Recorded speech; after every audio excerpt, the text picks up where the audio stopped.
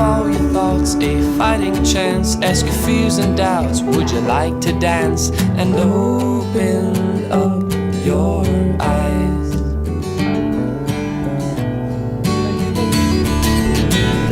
See the world and let the world see you. Take the time to love the things you do, and you hear it when your spirit starts to rise. Hello, I'm Dr. Christian O'Neill. Welcome to Paths to Wellness. This is a show where we provide our viewers with information regarding the wide variety of approaches to health and healing that are found throughout our society. You know, when we started this journey 12 weeks ago, our first show was on yoga. So fittingly, we're going to finish our first season today with another body-centered practice called soul dance. Now, when we first started, I knew I wanted to do a show on dance because I know that dance contributes to wellness quite a bit. I've been a reluctant dancer most of my whole life, but it seems like when I've met dancers, they seem to be some of the happiest people that I ever come across. I'm thinking of my great aunt and uncle back in Virginia. They've been married for between 50 and 60 years. And whenever there's a family wedding or anything like that, they still dance together. They've been dancing together that long, and they're just lovely people. They have a wonderful marriage, and I think that dancing has contributed to that. So today, our guest, the lovely and mysterious Valentina Aragon, is going to share with us about soul dancing. Valentina is a healer in her own right. She's a channeler, and she is what is known as a space holder for soul dance. So thanks a lot for coming, Valentina. Oh, thank you, Christian. Thank you for inviting me and having me Certainly. At your space. So first of all, let's just talk about you. When did you start dancing? As far as dancing as a prayer, as part of my spiritual practice, that did not begin until 2002. But growing up, I was 7 years old, and for Christmas I received my very first record player. And from that age at 7, I began my own personal ritual of dancing in the bedroom with the door closed and locked. So I was one of those bedroom dancers for many years. In my primary years, I never took dance lessons. I was really shy, very shy child. Always covering my smile and putting my head down. So when at 26, I took my first ballet class. And I really enjoyed it, and I liked the effect it had on my emotions and the transformations my body experienced. But with ballet, I always wanted something more. I always felt that it just ended. But to talk about the ecstatic dance experience, in 2002, before 2002, I was pretty much focused on the physical world of the materialist world and the intellectual world. And I was just, those were my goals. And that's what I strived for in my existence. But in 2002, while in labor with my daughter Paloma, I had my first spiritual awakening. And that 6 weeks after that, I entered an ecstatic dance session. And it's interesting because when I was in that world of the intellect, I had a girlfriend who for 2 years was inviting me to this dance that she did on Sunday mornings. She would call it dance church. And she was inviting me for 2 years, and I always made excuses. I couldn't get there, and I had a lot of fear. But she knew I always loved to dance, and we danced together in rooms. So after the spiritual awakening, however, I knew I had to go. So within 6 weeks, I went to this dance in Los Angeles, California. And it was on Sundays by a great teacher of mine, Michael Skelton. And within 10 minutes of that experience, I knew I was home. I knew it resonated with my heart and with my soul. So some people out there, so soul dance and ecstatic dance, can we use those terms interchangeably? Yes. Okay. Well, then let's just tell us about the ecstatic part. What is it? For viewers that have never even heard of it, what is ecstatic dance? So ecstatic dance is a place where you can go and release things that no longer serve you. Release emotions, release feelings, release anger. But as you are releasing, you're also filling yourself up. It's a place where people can go and dance until they get lost in the dance. And all they feel is the force of spirit being awakened. and pushing them to their true selves. What does it look like when someone is releasing anger in a room full of other people that are dancing? What does that look like? And that's a very good question. Part of tears, part of being a space holder is creating a sacred container, a sacred container where people come in with reverence for the dance floor and for the process, and safety for when people do have their releasings, that they are safe and protected in this environment. There's no judgment. So tears, a lot of tears are released within that sacred space. Some people haven't cried in years, and when they even dance the first time, the second time, there's always an opening. There's always an expansion. So what do you think it is, what is it about dance that lends itself to that? Why are people able to process or release these emotions through dance? Well, the body within the muscle and within the water in our body, they actually store traumas and emotions. So we think we may experience something, a trauma, say in this lifetime or in past lifetimes, and we think it's not in our conscious memory, but it's stored in parts of our body. Sometimes, fear of moving forward is stuck in our knees. And so sometimes the awakening happens, believe it or not, within your knees. So the body is always telling you what needs to be healed within yourself. So with the actual movement, you actually move your body and start releasing these old emotions, these old traumas that are stored within your muscle. And when you release them, then there's always a resolution with the dance where you always fill yourself back up. So there's a releasing, but then also there's a filling. And what are the guidelines for someone who's never been to ecstatic dance, never been to soul dance, and they show up? Are there any rules? Are there any guidelines that you give people? Yes, the most important thing is the individual's willingness, the willingness to go into unknown territory. So that's the most important thing. But then we also have the third dimensional rules of no sense. Some people are sensitive to sense, smells, oils, perfumes. It's a silent space. We show reverence. Talking may take people out of their dance, but no dance experience is necessary. What about engaging with others? Because in my own experience, and we'll get to that later, but I know it's mostly been a solitary experience for me. It's starting to become a little less so. But don't you give some guidelines in terms of interacting with other people? Yes, we do. Boundaries. Be aware of others' boundaries. That's really important because everyone can have their own sacred space. I call it a temenos. And we practice this energetic awareness within the dance so people can feel the other people's temenos, their sacred space, their energy bottle, their bubble that they need to feel safe to move in. So yeah, boundaries are very important. If you want to connect with someone and dance with someone, it has to evolve organically. And it pretty much always does, yes. And it's also eye contact. Right. Eye contact and a smile means, yes, I'm receptive to this. And if you're in a place where you are preferring to be alone, that can also be communicated. And what's a skillful way that you've noticed that dancers do that? And that's very important. That solo time, the inward journey is so fundamental important. Some people just want to go there and go deep within their soul immediately as soon as they hit the dance floor. The thing to do is have a lowered gaze with your head slightly bent down. But that's not necessary because you also want to have freedom of movement with your neck. But pretty much eyes lowered or eyes closed. Okay. And I seem to remember, I don't recall if I've done this, but I've also seemed to recall if someone is dancing with their eyes open and eyes meet, and there's that nonverbal, hey, would you like to dance? Maybe a namaste, no thank you, is a reasonable way. Exactly. Okay. Exactly.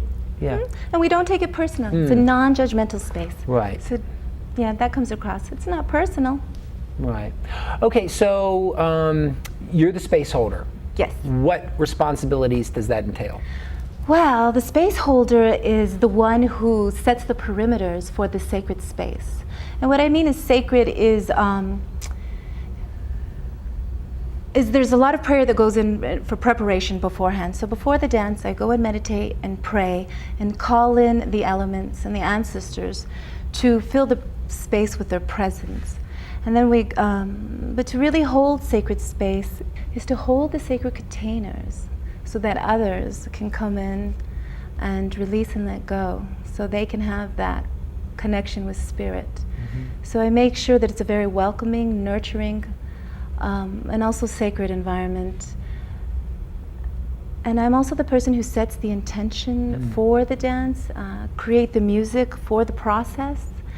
And that's actually one of the beautiful things about this assignment, is that I get to explore all types of musics and sounds and vibrations.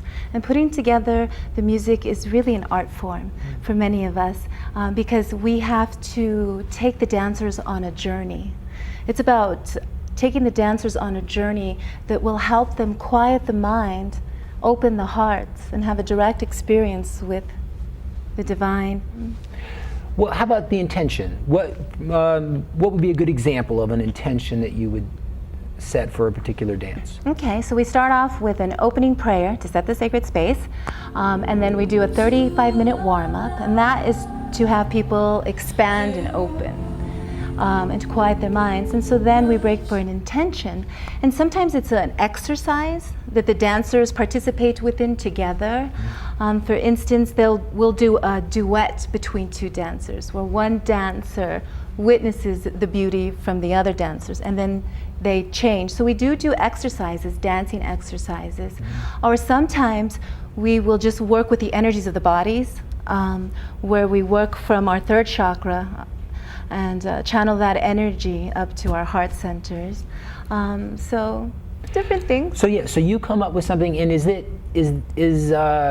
the idea that it's an intention that the participants can be mindful of throughout the dance? In other words, last night you mentioned relationship before we started, and I'm wondering if that's just an invitation for the dancers to be mindful of that throughout that dance. Is that? Yeah, I love that word that you used, invitation. Okay. It's always just an invitation. You may be coming in there to work on your own things, and you will engage with us while we do our 10-15 minute intention. But no, of course not. It's always an invitation. Right. You come in there and your soul knows what it needs. Your soul knows what it needs. Yeah, and how about the music again? Back to that now. If you, I think it would be easy to just think, oh, you know, Valentina's picking out some really cool music again. But there's more going on than that. So when there's a thoughtfulness about this music, and I'm wondering, do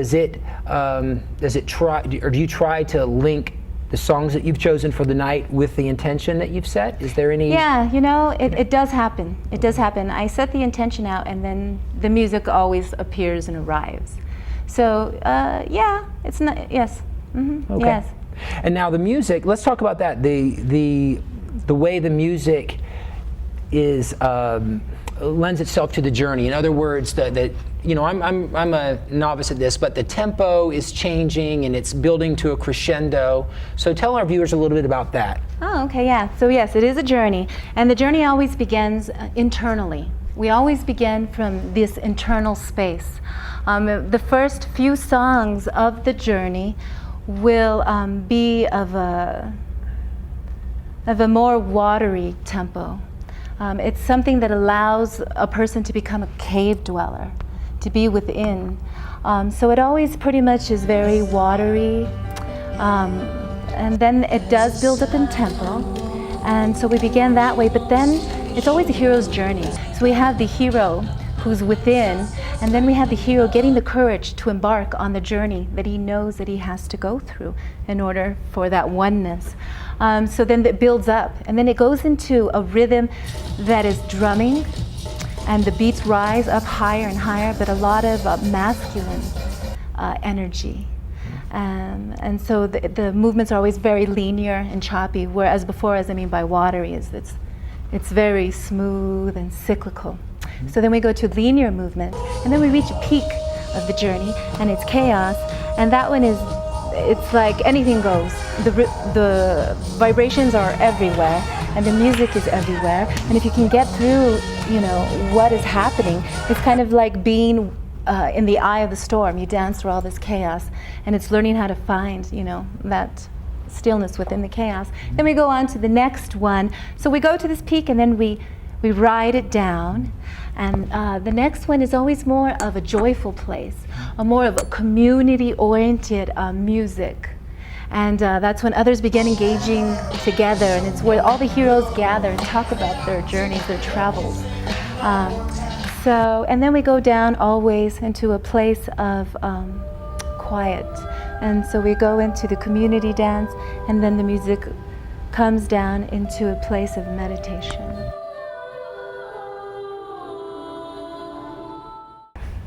So, what are the goals of soul dance? Well, the goal of ecstatic soul dance is freedom, liberation, to help people peel the layers from the illusion, the Maya that has been created, so that we can begin to create the new version for this planet. So the goals for soul dance are freedom for all.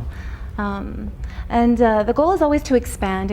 I feel that the more that people come to soul dance and dance, when people leave the journey, soul dance, they always leave like they have just left a celebration. Their hearts are opened, their vibrations are high, and they have this glow about them. You can feel it. People will see soul dancers walking in a restaurant and say, where have they been? So, and when they go out into the community, they affect the people around them. That glow, their higher vibration, that love that emanates from them affects other people. So I believe the goals of soul dance are to help raise the vibrations of our dear planet. Wow, that's a great way to say it. And you know, my personal experience, so I've been to soul dance. I went last night, I went on Wednesday, and that's probably maybe I've been roughly a half a dozen times. And I would definitely agree that I've never been sorry that I went. When I left, I was always like, that was good, and that was good for me. But when I go there, I've had quite a bit of trepidation about going. And so it's interesting that, you know, you talk about the freedom, because I can see where continuing to go to soul dance could really lead to that, to a large degree. I think what I'm talking about, and from hearing other soul dancers share, is basically that critic that we hear. You know, freedom from that. I know I'm not alone in that, and it's, you know, I'm not a good dancer. If I were to, you know, initiate eye contact with this individual, they would blow me off. All those useless things that come through my head. And soul dance for me has been a place to really kind of confront that, and to go through it anyway. And every time I've left, I've certainly been glad that I went. Since I've been going, I almost always dance by myself. If my girlfriend goes, we'll dance together some, but last night was the first time that I danced with anybody besides my girlfriend, who couldn't make it last night, but I danced with 4 or 5 people. And I danced with my friend Maru. I had a dance with another XY chromosome hominid, and it was beautiful. It was really nice. We had shared a really nice moment. So I can recommend soul dance. So, okay, you were saying earlier about the releasing of some negative emotions. So I think the viewers would be interested in what has your experience been as the space holder? What have you seen people working through? In other words, okay, you've been doing this long enough. Can you look at someone and really see when they're working through something? Oh, absolutely. Yeah, and what does that look like? With you last night, for example, your dance that you shared with people, I have seen you, and you are a solitary dancer, traveler, and seeing you engage with others, which was part of your work, which was part of your journey, you could just see your whole body movement change. There was more flow to it. What athletes call connecting to the zone. So when people are actually working through their stuff and having the courage to do it and face it, they get into the zone. They get into this direct link, this direct connection. So their bodies loosen up and there's more of a flowing motion for them. The things that they were resisting, you just see the walls and their bodies surrender. So it's about releasing, yes, it's about surrendering and allowing your soul its space and place to be expressed. Because we all want to be heard and seen and nurtured and loved. And that's one of the things when people come, they have a lot of fear in being judged. Right. You know, there's a lot of fear with that. So Right. definitely, yeah. You know, I will add too that the atmosphere of soul dance is probably, there is just no judgment there. It's almost a unless whatever you bring for yourself, of course, but it's almost a total absence of it, and it's palpable, which is really just a beautiful part of it. So there are times, I'm guessing, where you've seen someone who maybe in the beginning of the dance you see that it's not maybe a pleasant experience for them initially. And even in the course of one dance, or one soul dance session, hour and a half, however long, you can see them release and open up. Oh. Then you also get to see people over an extended period of time that are coming for months and years. And what does that look like? Well, that's a good one. They morph. First of all, the body starts changing and morphing. As you release the emotional, the baggage, let go of the illusion, and really live your authentic self, it starts just falling off on the physical 3D level, but also emotionally. So you could just see where they were pretty shy, closed in. You could see with their body language, very closed in and tight. And as they go for years, you could just see they start taking shape. They start having their spine straight and having their heads lifted. So yes, with the body, as the body releases and gains confidence, so does the soul for the individual. Interesting. And so you can actually see that in the way they carry themselves. Yeah. A gentleman last night and after, when soul dance is over, there's an opportunity to share, which is nice too. And one of the gentlemen, I was moved by what he said, that soul dance has enabled him to have radical honesty in his life outside, and that's really beautiful. I'm not sure that you maybe can, I'm not sure if I could draw a direct line from dancing and radical honesty in your life, but I can see it. And I believed him. I knew that was his experience. So there's something really powerful going on. And it's in layers. It's in layers. Okay. I've never found the end of the rabbit hole, and I've been dancing since 2002, 8 years. I've never found the end. So if you get there, let me know what it's like. I will. I'll send you a text. There's always layers and layers of the unfoldment of the self-discovery through movement. Okay. Well, then why don't we, personally, so you started us off 2002 in Los Angeles. Yes. How are you a different person 8 years later? Well, it later? connected me to spirit. I didn't have any connection with spirit whatsoever. And so it opened me up to the unseen world of spirit, that there's something bigger out there than me, but loves me, that's part of me, and I'm a part of her.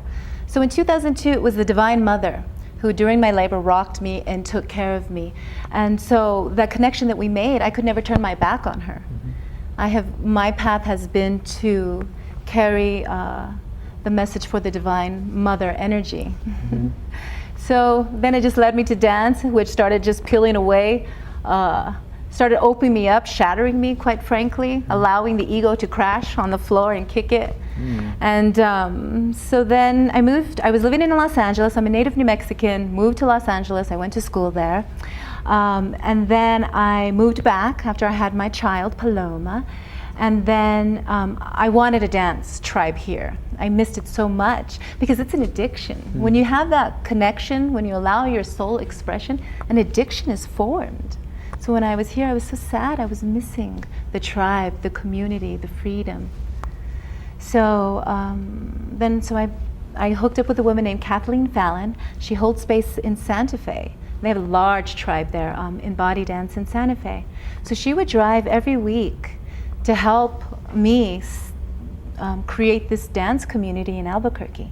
And many dance communities have been, many people have tried to build the ecstatic dance community in Albuquerque, and there's been it hasn't been successful, but with this one, it has rooted now. Ecstatic dance is grounded and rooted within Albuquerque. And so I'm so grateful for that. Yeah, well, you've been a big part of that, and I know there's a lot of people who are very grateful to you for doing the work that you do. So, if someone is interested in becoming part of the tribe, and it really is a tribe, that's the feeling you get there. If someone's interested in doing that, what's the best way for them to find out information? Well, we have a website, and it's souldance.org. .org. And yeah, or I also have a personal website, valentinaaragon.com. Okay. And yeah, you should check her website out because, as I said earlier, Valentina is a light worker also, and you may find her other gifts useful. So thank you so much for coming on. We really appreciate you sharing your time and your energy with us. Thank you, Christian. Thank you for having me. It's time for our weekly book review called Desert Island Books. If you were stuck on a desert island and you had all your essentials taken care of and you had room for some luxury items, these are some books you might want to have with you. This week's book is After the Absolute by Dave Gold. Dave Gold was a student of a spiritual teacher named Richard Rose. Richard Rose was a man from West Virginia. They call him the Backwoods Buddha. He was a self-styled Zen teacher. He awoke without being in a formal system. He kind of did it on his own. It's a really interesting story. And this guy spent 20 years as a student. It's a really cool book. It works on a couple of different levels. First of all, Mr. Rose's teachings are extraordinary. He wrote a number of books himself, but his writings aren't, he's very, very bright, but his writings aren't that great, really. Dave makes his teachings much more accessible in this book. It's also a great book because Dave himself is just unflinchingly honest about his spiritual journey. Dave's story is beautiful. And it's also interesting because, and this is kind of unusual, but a very virulent strain of Hare Krishnas moved next door to Dave and Richard Rose and the other students in West Virginia, and there's all this intrigue that goes on with these Hare Krishnas. So it's a great book. I couldn't put it down. I loved it. I've read it twice. So I highly recommend it, After the Absolute by Dave Gold. So okay, we're going to wind it on down. It's time to give thanks. First of all, I want to thank Valentina for coming on the show. I want to thank John, the producer, and the other half of Paths to Wellness. I want to thank Ivy, who is also part of the Paths to Wellness family. I want to thank, quote, unquote, for the airtime. Most of all, I want to thank the viewers. If you like what we're doing, come back and check us out next week. Tell your friends about it. You can check us out online at www.pathstowellness.net. If you have any questions, comments, or suggestions, you can send them to me at dro@pathstowellness.net. It's time for us to get out of here. Before we do, we want to leave you with something to chew on. We call it the Cud. This week's Cud comes from the Sufi mystic Rumi, who wrote, "Out beyond ideas of wrongdoing and right doing, there is a field. I'll meet you there." So thanks a lot for watching. Until next week, remember, it's your body, learn to care for it. It's your mind, learn to focus it. It's your heart, learn to awaken it. Peace. Keep on opening doors.